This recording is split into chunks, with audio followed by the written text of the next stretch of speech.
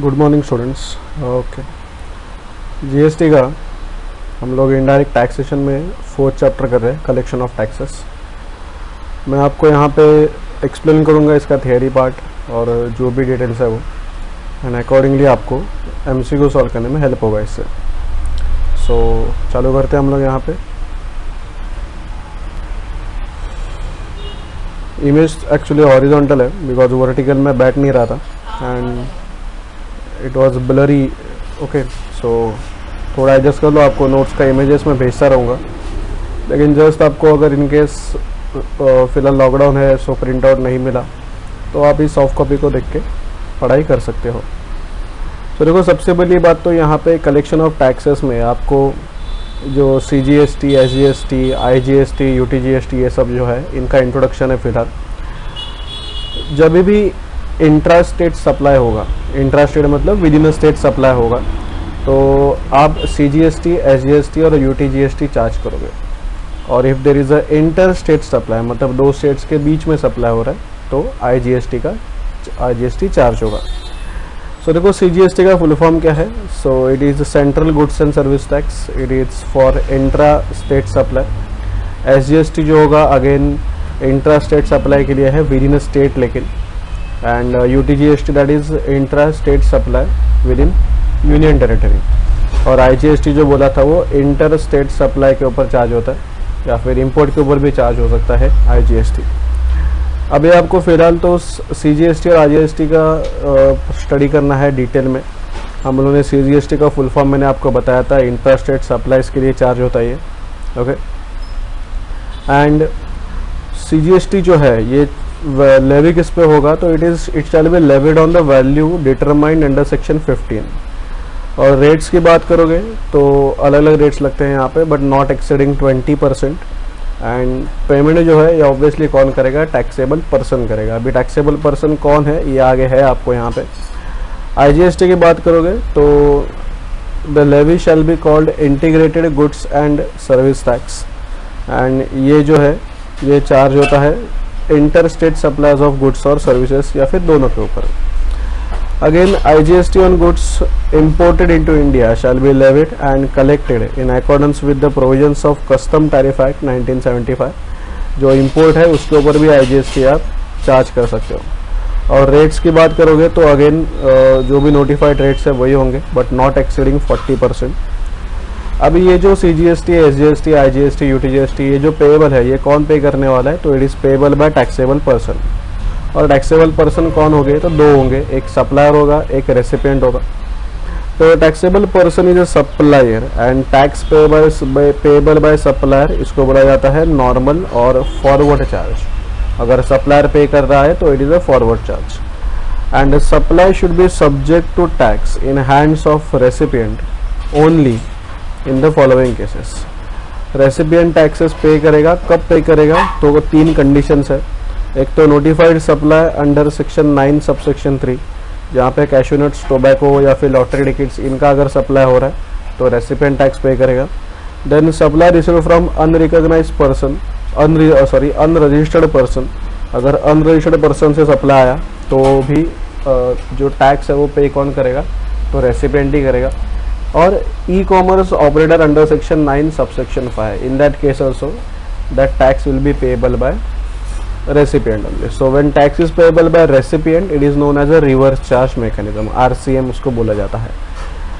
Rate of tax में 4 tier system है, ये हमने चैप्टर 3 में भी देखा था। 5%, 12%, 18 and 28%। So usually revenue neutral rate जो है वो 18% होता है। नॉर्मली 18% का GST लगता है। बेसिक नेसेसिटी के ऊपर 12% है, इसेंशियल गुड्स एंड सर्विस पे 5% है, और लग्जरीज प्रोडक्ट के लिए है 28% और सेस आएगा extra. The rate of tax contain in this notification, जैसे बोला गया था कि CGST का लॉ होगा तो 20% से ज़्यादा नहीं होगा, SGST में भी 20 से ज़्यादा नहीं हो सकता, और IGST में 40 से ज़्यादा नहीं हो सकता। ठीक है, अभी आगे जाओगे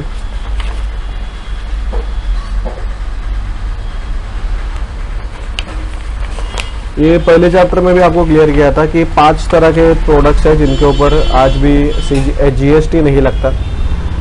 क्योंकि जीएसटी जो है ये इन 5 प्रोडक्ट को छोड़ के बाकी सब जगह पे अप्लाई कर सकते हो। एक तो petroleum crude oil, high speed diesel, motor spirit जिसको पेट्रोल बोला जाता है, नेचुरल गैस और एविएशन टर्बाइन फ्यूल, ये आज भी जीएसटी के अंडर है नहीं।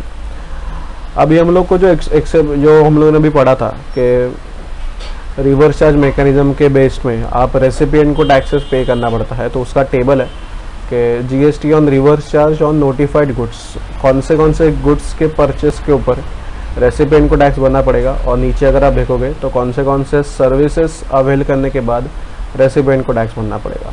सो देखो डिस्क्रिप्शन दिया है, सप्लायर ऑफ गुड्स कौन होगा और रेसिपिएंट ऑफ गुड्स कौन होगा। अगर कैश्यू नट्स जो है नॉट शेल्ड और नॉट पील्ड, कैश्यू नट्स है, रॉ कैश्यू नट्स है, और अगर सप्लायर एग्रीकल्चरिस्ट है और अगर रेसिपिएंट जो है वो रजिस्टर्ड पर्सन है, तो जो रेसिपिएंट है वो क्या होगा, जीएसटी पे करेगा। अगर आप बीडी रैपर लीव्स ले लो, टेंडू का लीव्स बोला जाता है, अगेन सप्लायर अगर एग्रीकल्चरिस्ट है और जो रिसीवर है वो कोई भी रजिस्टर्ड पर्सन है, तो अगेन रेसिपिएंट जो है वो लायबल होगा जीएसटी पे करने के लिए। टोबैको लीव्स में भी सेम चीज़ है। If agriculturist is a supplier and any registered person is recipient, then जो रेसिपिएंट है he will be liable to pay GST. Silk yarn जो होता है, इसमें भी any person who is manufacturer of silk yarn from raw silk और silk worm cocoons for supply of silk yarn. So जो supplier है वो कौन होगा, मैन्युफैक्चरर होगा, और रेसिपिएंट होगा कोई भी रजिस्टर्ड पर्सन। तो अगेन रेसिपिएंट जो है वो क्या, लायबल है टैक्सेस पे करने के लिए। लॉटरी सप्लाई के लिए की बात करोगे तो स्टेट गवर्नमेंट और यूनियन टेरिटरी या फिर कोई लोकल अथॉरिटी अगर सप्लायर है लॉटरी टिकट्स का, लॉटरी का, तो जो लॉटरी डिस्ट्रीब्यूटर है या फिर जो सेलिंग एजेंट है वो होगा लायबल किसके लिए, तो जीएसटी पे करने के लिए। याद रख रहे हैं लॉटरी के केस में जो डिस्ट्रीब्यूटर है या फिर सेलिंग एजेंट है उसको जीएसटी पे करना है। यूज्ड व्हीकल, सीज्ड और कॉन्फिस्केटेड गुड्स, ओल्ड या फिर यूज्ड गुड्स होगा, वेस्ट होगा, स्क्रैप होगा। अगर supplier central government, state government, union territory या फिर लोकल अथॉरिटी है तो, और रेसिपिएंट कोई रजिस्टर्ड पर्सन है, तो that person who is recipient will be liable to pay GST.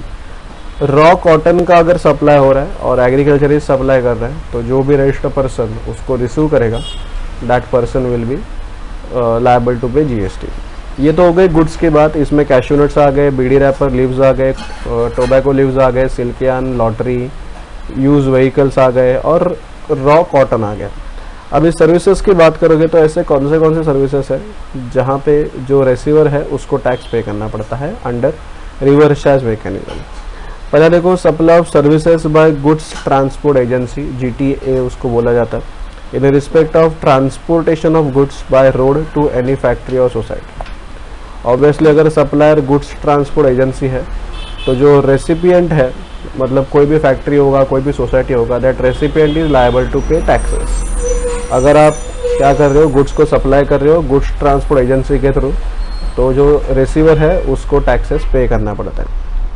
Services provided by individual advocate including senior advocate और firm of advocate by way of legal service directly और indirectly. तो अगर कोई advocate जो है वो सर्विसेज प्रोवाइड कर रहा है और जो भी बिजनेस एंटिटी है जो टैक्सेबल टेरिटरी में लोकेटेड है, वो जो होगा वो कौन होगा, लायबल टू पे टैक्सेस होगा। टैक्सेबल टेरिटरी मतलब इंडिया की बात करेंगे। सो जो लैंड एरिया कवर होता है इंडिया के अंदर, जो वाटर एरियाज कवर होता है इंडिया के अंदर, और जो एयर स्पेस है अबाउ इंडियन टेरिटरी, वो जो ये सारों को मिलके बोला जाता है कि ये जो है वो टैक्सेबल टेरिटरी है। सो जो बिजनेस एंटिटी इनका सर्विस रिसीव करेगा उनको क्या करना पड़ेगा, उनको टैक्सेस पे करना पड़ेगा। इसके बाद आगे जाइए, देखो services supplied by arbitral tribunal to business entity. अगर कोई कोर्ट या फिर कोई ट्राइब्यूनल अपना सर्विस प्रोवाइड कर रहा है तो जो भी बिजनेस एंटिटी जिन्होंने ये सर्विस रिसीव्ड किया है वो लोग टैक्स पेमेंट के लिए लायबल होंगे। अगर स्पॉन्सरशिप से आप सर्विसेज दे रहे हो किसी भी कॉरपोरेट बॉडी को, किसी भी प्रोग्राम को, तो वो जो कॉरपोरेट बॉडी है जिसने उस स्पॉन्सरशिप सर्विसेज को क्या बोले उसको कि रिसीव किया है, एनी बॉडी कॉरपोरेट और firm located in taxable territory paying sponsorship amount. So अगर सर्विसेज प्रोवाइड किया जा रहा है by way of sponsorship to any body corporate और फर्म तो जो बॉडी कॉर्पोरेट स्पॉन्सरशिप पे कर रही है, that person will be liable to pay taxes. Services supplied by the central government, state government to business, excluding, कुछ चीज़ें count नहीं कर रहे हैं यहाँ पे.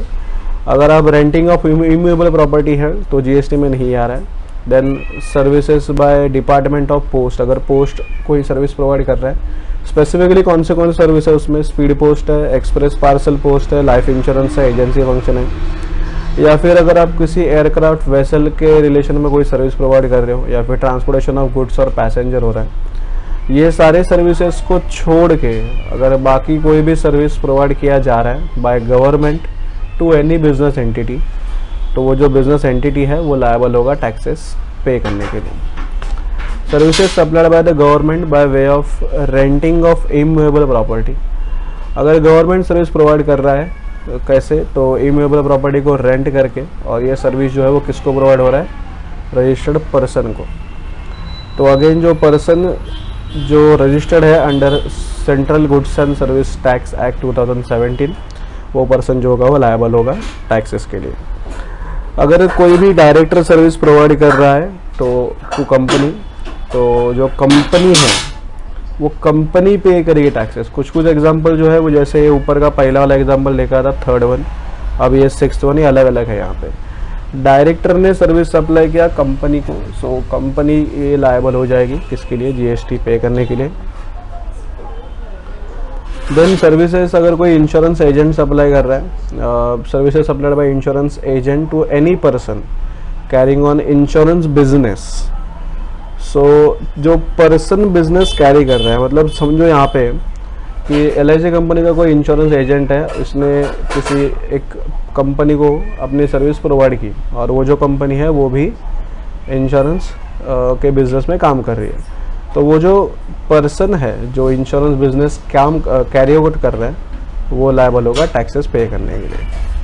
Services supplied by recovery agent to banking company, अगर रिकवरी एजेंट ने बैंकिंग कंपनी को सर्विसेज प्रोवाइड किया तो बैंकिंग कंपनी लायबल होगा. Then supply of services by auditor, music composer, photographer, artist by way of transfer और permitting the use और enjoyment of copyrights to the publisher और music company. अगर कोई author, कोई auditor नहीं, सॉरी मैंने auditor बोला, ऑथर, कोई म्यूजिक कंपोजर, फोटोग्राफर, इन्होंने अगर सर्विसेज प्रोवाइड किया, कैसे प्रोवाइड किया, तो कॉपीराइट के ट्रांसफ़र, मतलब कॉपीराइट के ट्रांसफ़र करके, तो इन दैट केस वो जो पब्लिशर या फिर कंपनी होगा वो लायबल होगा टैक्स पे करने के लिए. And supply of services by the members of overseeing committee to RBI. So RBI को अगर सर्विसेज प्रोवाइड किया गया किसी मेंबर ओवरसीइंग कमिटी के मेंबर्स थ्रू, तो आपको क्या करना पड़ेगा, RBI जो है वो टैक्सेस पे करेगा.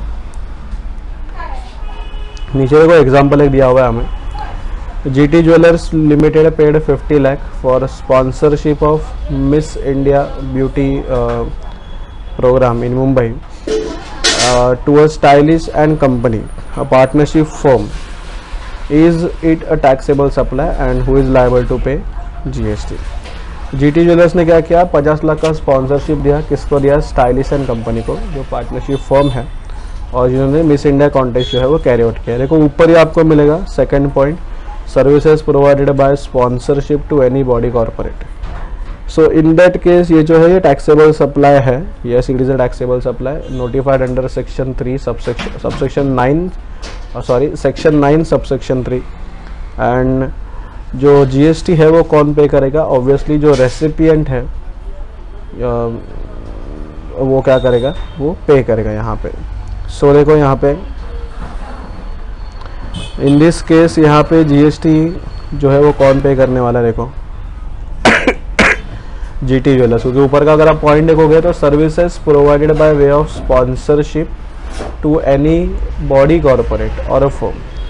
यहाँ पे सप्लायर कौन होगा, एनी पर्सन और एनी प्रोग्राम, और रेसिपिएंट कौन होगा, टैक्स कौन पे करेगा, तो बॉडी कॉर्पोरेट और firm who is paying sponsorship amount. यहाँ पे किसने पे किया स्पॉन्सरशिप अमाउंट, GT ज्वेलर्स ने पे किया.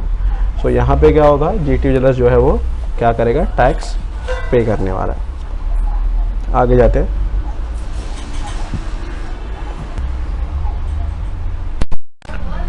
आगे बढ़ते हैं हम लोग.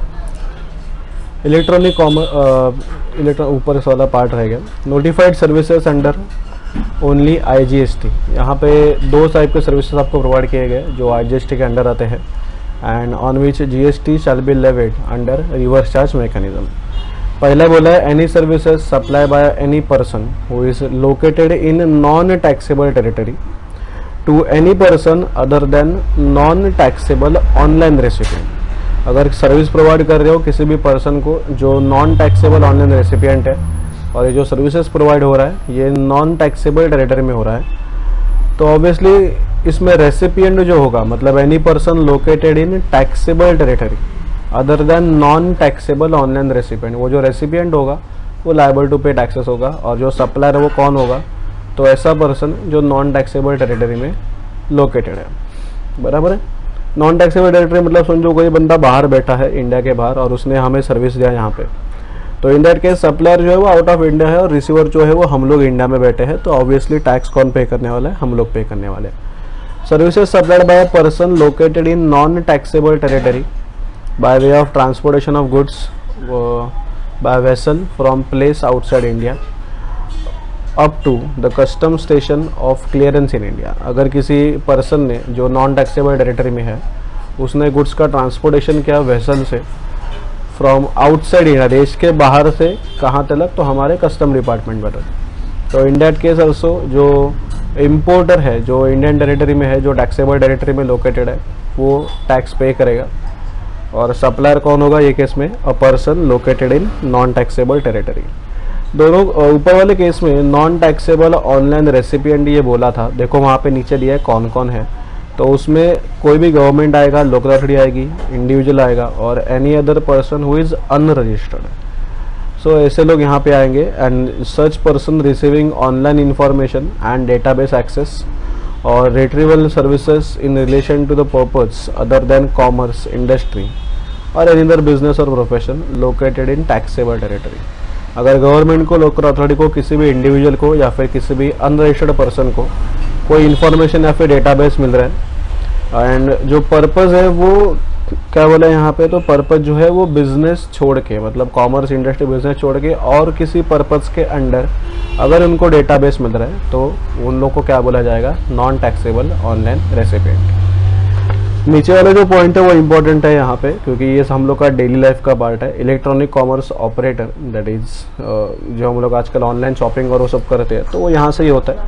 इलेक्ट्रॉनिक कॉमर्स ऑपरेटर्स का मैं एग्जांपल लेकर जाएगा तो देखो अमेजोन है, फ्लिपकार्ट है, ये जो सब है इनका डेटाबेस जो है, ये लोग प्रोडक्ट भी बेचते हैं, ये लोग सर्विसेज भी प्रोवाइड करते हैं, एंड ये जो सर्विसेज है ये एक्चुअल में कोई दूसरा पर्सन सप्लाई करता है आपको, बिकॉज इलेक्ट्रॉनिक कॉमर्स ऑपरेटर इन लोग का खुद का स्टोर नहीं होता, समझा।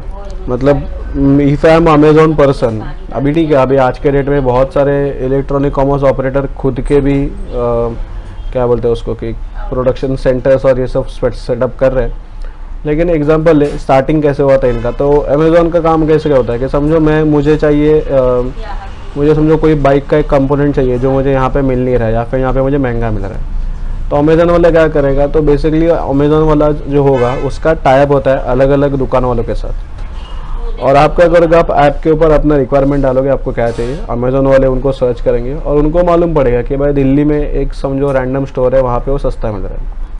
तो अमेजोन का काम क्या होगा, तो वहाँ से वो प्रोडक्ट को बाय करके वो आपको दे देगा और उसके बदले आप अमेजोन को पेमेंट कर दोगे, एंड जो भी डिलीवरी चार्ज है वो करेंगे। So that's why they are electronic commerce operators. ठीक है, सेम फ्लिपकार्ट करता है, अमेजोन करता है, बहुत सारे वेबसाइट्स करते हैं, और ये लोग प्रोडक्ट भी बेचते हैं या फिर ये लोग सर्विसेज भी प्रोवाइड करते हैं। क्योंकि अगर समझो आपने ऐसा कोई एग्जाम्पल हो सकता है जहाँ पे प्रोडक्ट भी मिला और सर्विस भी मिला, तो अगर समझो आपने वॉशिंग मशीन लिया ऑनलाइन तो आपको प्रोडक्ट भी मिलता है, और उन लोग का जो इंसान है मतलब उन लोग का जो क्या बोल सकते हैं उनको, जो इंजीनियर है वो आपको समझाएगा कि लाइक कैसे इसको सेटअप करना है, कैसे इंस्टॉल करना है। सो इन दैट केस अमेजोन जो है वो आपको सर्विस भी प्रोवाइड कर रहा है और आपको प्रोडक्ट भी सर्वाइस कर रहा है यहाँ पे। ठीक है, सो देखो यहाँ पे कैसे बोले आगे इधर क्या होगा, कौन टैक्स पे करेगा, क्या होगा। The price or consideration for a product or service is collected by ECO, that is electronic commerce operator, from consumer and pass on to the actual supplier. After reduction of commission by ECO। यहाँ पे वही बोला था मैंने कि जो supplier है उससे प्रोडक्ट लेके बाद में कस्टमर को पैसा दे देगा और खुद का कमीशन कट कर लेगा।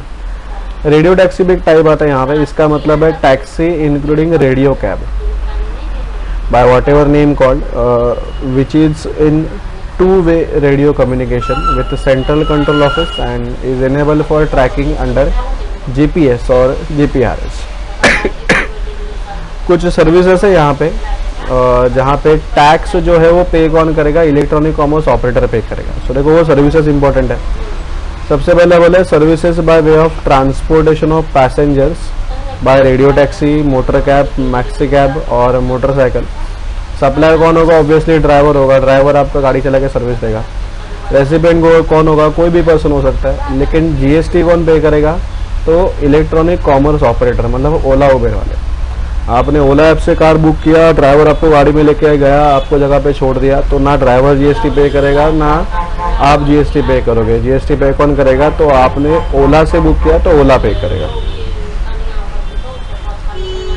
Services by way of providing accommodation in hotel, then guest house, club for residential or lodging purpose, except where person supplying such service through electronic commerce operator is liable for registration under the clause 5 of Central Goods and Service Tax। कोई hotel जो है वो accommodation provide कर रहा है, guest house provide कर रहा है या फिर बाकी लॉजिंग फैसिलिटी प्रोवाइड कर रहा है, ठीक है। तो यहाँ पे सप्लायर कौन होगा, अनरजिस्टर्ड पर्सन। रजिस्टर्ड होगा तो नहीं चलेगा, रजिस्टर्ड वाले को जीएसटी भरना पड़ता है। अनरजिस्टर्ड पर्सन अगर होगा जो सर्विस प्रोवाइड कर रहा है through electronic commerce operator, resident तो कोई भी हो सकता है। सो यहाँ पे भी जो टैक्स है वो कौन पे करेगा, तो इलेक्ट्रॉनिक कॉमर्स ऑपरेटर पे करेगा। यहाँ पे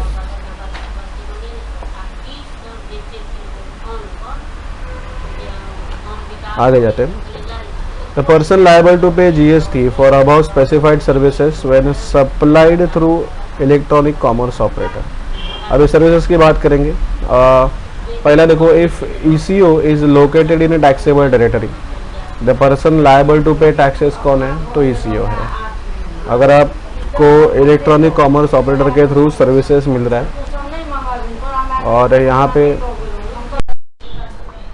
सेकंड में देखो, अगर इलेक्ट्रॉनिक कॉमर्स ऑपरेटर जो है इसका टैक्सेबल टेरिटरी में फिजिकल एग्जिस्टेंस नहीं होगा, तो person liable to pay tax ये कौन होगा, तो जो बंदा इस ECO को रिप्रेजेंट करेगा वो बंदा जो है वो टैक्स पे करने के लिए लायबल होगा। थर्ड कंडीशन है, if ECO has neither physical presence nor representative in taxable territory. अगर फिजिकली उनका ऑफिस भी प्रेजेंट नहीं है या फिर उनका कोई रिप्रेजेंटेटिव भी नहीं है, प्योरली ऑनलाइन प्लेटफॉर्म पे काम कर रहे हैं, तो in that case person liable to pay tax is a person appointed by ECO और for a purpose of paying taxes. ऐसे केस में जो ECO होगा वो क्या करेगा, कोई पर्सन को अपॉइंट करेगा जो ECO के बिहाफ पे टैक्सेस पे करने वाला है। सो दैट्स वाई उन्होंने क्या बोला है, तो वो जो है वो टैक्स पे करेगा। सो ये तीन कंडीशंस आपको याद रखने। नीचे दिया इम्पोर्ट्स सब्जेक्ट टू IGST, कुछ इम्पोर्ट्स का कंडीशंस है यहाँ पे। GST shall also levied on collected on goods imported into India in accordance with the provisions of Section 3 of Customs Tariff Act 1975 on the value as determined under the said act at a point when duties of customs are levied on the said goods under Section 12 of Customs Act 1962। यहाँ पे IGST जो है वो भी charge होगा किसके ऊपर, तो जो गुड्स जो है वो इंपोर्टेड हुए इंडिया के अंदर, एंड जो कस्टम टैरिफ एक्ट के प्रोविजंस के अंडर जो भी गुड्स इंडिया में इंपोर्ट हुए उसके ऊपर आपको IGST लगाना पड़ेगा। अगेन इंपोर्ट ऑफ गुड्स में इसका मतलब क्या है, तो bringing goods into India from place outside India. देश के बाहर से जो प्रोडक्ट है वो इंडिया के अंदर आपको लाना है। And supply of goods imported into taxable territory of India till they cross the custom frontiers of India shall be treated as to be supply of goods in course of interstate trade। जब तक जो भी goods आपने India में import किए हैं, जब तक वो कस्टम्स का जो बॉर्डर है वो क्रॉस नहीं करते, तब तक आप उसको ट्रीट करोगे as a supply in case of interstate trade या फिर कॉमर्स। चार्ज की बात करोगे तो देखो, कोई भी आर्टिकल जो इंडिया में इंपोर्ट किया जाएगा उसके ऊपर IGST के अंडर चार्ज लगेगा, जो भी है और जो भी रेट्स है accordingly. And import of service की अगर आप बात करोगे तो सप्लाई ऑफ सर्विस है, जहाँ पे सप्लायर जो है वो इंडिया के बाहर है और रेसिपिएंट जो है वो इंडिया के अंडर बैठा है, और प्लेस ऑफ सप्लाई जो है वो भी फिलहाल इंडिया में ही है। अब ये प्लेस ऑफ सप्लाई डिटरमाइन कैसे करना है इसके ऊपर पूरा चैप्टर है, देखेंगे वो आगे। Supply of services imported into the territory of India shall be treated to be the supply of services in course of inter state trade. और IGST जो है वो किसके ऊपर चार्ज होगा, तो इंपोर्ट ऑफ सर्विसेज के ऊपर भी चार्ज होगा। And IGST on import of services should be payable if recipient under reverse charge. तो अगर IGST जो है वो रेसिपिएंट, अगर रेसिपिएंट पे करेगा, कभी पे करेगा जब रिवर्स चार्ज जो भी सर्विस प्रोवाइड किया गया है वो रिवर्स चार्ज के अंडर अगर आती है तो। देन एक्सपोर्ट की बात करोगे तो जीरो रेटेड सप्लाई है यहाँ पे। Export of goods it means India से बाहर गुड्स को लेके जाना, और export of goods means supply of services. Export of services की बात करेंगे तो ये काउंट कब होता है, जब जो सप्लायर है सर्विस देने वाला वो इंडिया में है, रेसिपिएंट इंडिया के बाहर है, प्लेस ऑफ सप्लाई भी इंडिया के बाहर है, और पेमेंट जो है ये जो है वो received by supplier in convertible foreign exchange. Foreign exchange में अगर उनको रिसीव हो रहा है पैसा तो ये चारों कंडीशन फुलफिल होने चाहिए। Zero rated supply, export of goods और services and supplies of goods और सर्विसेज टू सेज यूनिट, जैसे या फिर कोई भी डेवलपर होगा ये होगा क्या जीरो रेटेड सप्लाई। अगर आप कोई भी सर्विस या फिर गुड्स को एक्सपोर्ट कर रहे हो, सेज को एक्सपोर्ट कर रहे हो, तो ये जीरो रेटेड सप्लाई हो जाएगा। स्पेशल इकोनॉमिक जोन है बेसिकली सेज का full form. ITC that is credit of input tax, input tax credit भी इसको बोला जाता है। और बंदी है, मालूम नहीं, बहुत दिन से बंदी है। हाँ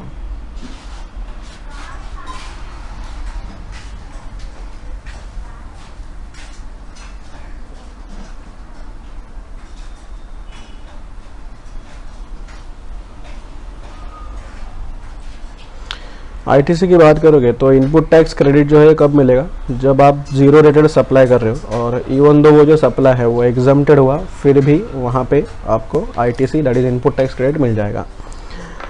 रिफंड की बात करेंगे तो registered person making zero rated supply वो जो है वो रिफंड को क्लेम कर सकता है। वो दो ऑप्शन है उसके लिए, एक तो supply of goods under the bond और LUT that is letter of undertaking without payment of IGST and claim refund of unutilized input tax credit. आप गुड्स को सप्लाई करोगे बॉन्ड के अंडर या फिर लेटर ऑफ अंडरटेकिंग के under जहाँ पे आपने IGST का पेमेंट नहीं किया। आगे बढ़ेंगे, अगर एग्जम्पशन फ्रॉम टैक्सेस में आपको एक्चुअली बड़ा लिस्ट है, उसमें 30 to 40 आइटम्स है उसमें। एंड एक बार वो लिस्ट आपको खाली मालूम होनी चाहिए, बाकी इस चैप्टर में कुछ नहीं है, ठीक है। सो चलो देखते हैं यहाँ पे। देखो तो गवर्नमेंट जो है ये सर्टन प्रोडक्ट के लिए एग्जम्पशन दे सकता है। एंड क्यों देगा एग्जम्पशन, तो फॉर अ पब्लिक इंटरेस्ट, या फिर काउंसिल ने अगर रिकमेंडेशन किया होगा तो, या फिर नोटिफिकेशन इशू हुआ होगा तो, बाकी भी कोई गुड्स एंड सर्विसेज के लिए स्पेसिफाइड नोटिफिकेशन निकाल के वो एग्जम्पशन के लिस्ट में डाल सकते हैं। So goods exempted under notification है, जो कुछ गुड्स जो है वो एग्जम्प्टेड है। यहाँ पे एनिमल और रिलेटेड प्रोडक्ट्स आएंगे, लेकिन कोई भी फ्रोजन प्रोडक्ट जो है वो एग्जम्प्टेड नहीं होगा, या फिर जो प्रोडक्ट कंटेनर में आते हैं या फिर क्या बोलते हैं उसको, मतलब टीन में आते हैं, उनके ऊपर आपको एग्जम्पशन नहीं मिलेगा। फिश एंड रिलेटेड प्रोडक्ट्स होंगे या फिर मिल्क के रिलेटेड प्रोडक्ट्स होंगे, एग्स के रिलेटेड प्रोडक्ट्स होंगे, ह्यूमन हेयर है, हनी है, जो रॉ हनी है उसके ऊपर वो एग्जम्प्टेड है। लेकिन जो ब्रांडेड होता है, सब जैसे अभी अपना कोई भी ब्रांडेड होगा, अभी रामदेव बाबा का जो प्रोडक्ट है अगर वो वाला होगा ब्रांडेड तो आपको उसके ऊपर GST पे करना है। लाइव ट्रीज, रूट्स या फिर ऑर्नामेंटल फॉइलेज, इन सब के ऊपर एग्जम्पशन है। Ginger, turmeric, coriander, oats, food grains, vegetables, या फ्रेश हो जाए, चिल्ड हो या फिर ड्राइड हो, अलग अलग तरह के सीड्स जो होते हैं उनके ऊपर भी आपको एग्जम्पशन मिल जाता है। बाद में ब्रेड आएगा, उसमें ब्रांडेड भी चलेगा बाकी भी चलेगा, लेकिन जो होटल में सर्व किया जाता है या फिर जो पिज्ज़ा ब्रेड है उसके ऊपर GST है, वो एग्जम्प्टेड नहीं है। रिलीजियस प्लेसेस पे जो प्रसाद दिया जाता है या फिर पानी होगा, लेकिन एरेटेड वाटर के और मिनरल या फिर मेडिसिनल वाटर, ये एक्सेप्शन है इसमें, इसके ऊपर टैक्स लगेगा। कोकोनट वाटर अगेन ब्रांडेड या फिर पैक्ड होगा तो उसके ऊपर लगने वाला है जीएसटी, लेकिन जो रॉ कोकोनट वाटर है उसके ऊपर जीएसटी नहीं लगेगा। सॉल्ट है, इलेक्ट्रिसिटी है, ह्यूमन ब्लड, बाकी के कंपोनेंट्स हैं, all types of contraceptives, judicial stamp जो गवर्नमेंट बेचता है, काजल, कुमकुम, बिंदी, सिंदूर, ये सब है इसके ऊपर एट्सेट्रा। देन फायरवुड होगा, फ्यूल वुड होगा, पोस्टल आइटम्स होंगे जो गवर्नमेंट बेचता है, again printed books, drawing books, newspaper, journal, magazine, silk या फिर related product, woollen items, Gandhi टोपी, खादियान, jute item, Indian national flag या फिर जो मिट्टी के बर्तन होते हैं, अर्दन पॉट्स, क्ले लैम्प्स, इन सब पर जीएसटी नहीं लगेगा। ग्लास या फिर प्लास्टिक आइटम, प्लास्टिक के बैंगल्स हैं, एग्रीकल्चर इंस्ट्रूमेंट या फिर हेयरिंग एड्स जो आते हैं, म्यूजिकल इंस्ट्रूमेंट जो आते हैं लेकिन इंडियन ओनली, पेंसिल, स्लेट, पूजा सामग्री, लॉटरी टिकट्स जो गवर्नमेंट देता है, ड्राई फ्रूट्स, नट्स और नॉर्मल फ्रूट्स, इन सारे के ऊपर आपको जो है वो एग्जाम्पशन मिल जाएगा। अभी कुछ सर्विसेज भी है जिनके ऊपर आपको अगेन एग्जाम्पशन मिलेगा।